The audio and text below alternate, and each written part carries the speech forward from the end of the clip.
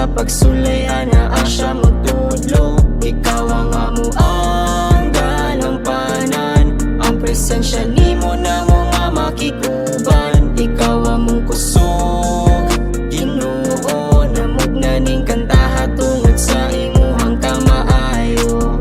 Sa akong pagkabata nakapangutana kung tinuod ba gyud ng gugma, bisa na sa kinsa walay makahatag gyud ni ani ka ibutana. Karon nga lagad bay naay nagsakripisyo kay aron lang kita nga mabuhi si Jesus na pakamatay. Mao nang ligay na sa mga dautan, gihigugma ka ug ikaw ubanan ay kalimtinga siya damhanan ug balik na sa atong mga amahan. Ay kaulaw kay dili kanya talikdan, andam siyang mudawat bisan pa sa kapakyasan. Antan ng kasakit kay Jesus na mailisan ug kalipay nga dili mahatag aning kalibutan.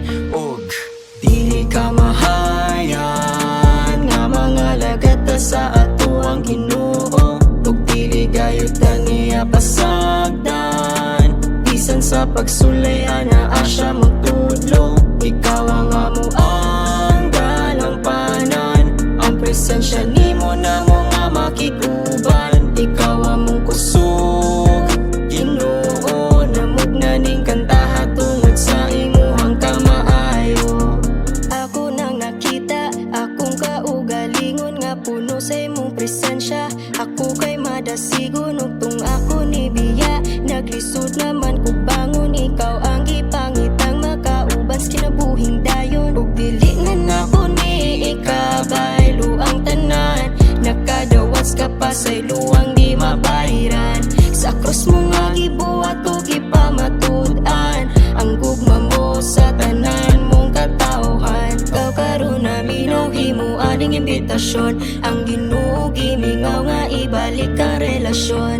Lahirag yung kalinaw sa ato ang sitwasyon, niya hangalan ang ibayaw ug wala man tay rason. Nga dili ka mahayan nga mga lagata sa ato ang Ginoo, ug dili gayud niya pasagdan. Bisan sa pagsulay ana asya mo tudlo. Ikaw ang amuang dalampanan, ang presensya nimo na mo nga makikuban. Ikaw ang mong kusog Ginoo, namugna ning kantaha tungod sa imuhang kamaayo.